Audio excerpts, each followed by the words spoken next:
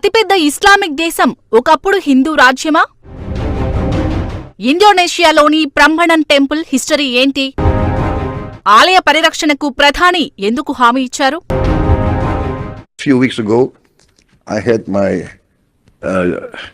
genetic sequencing test and my DNA test, and they tell me that I have Indian DNA. So,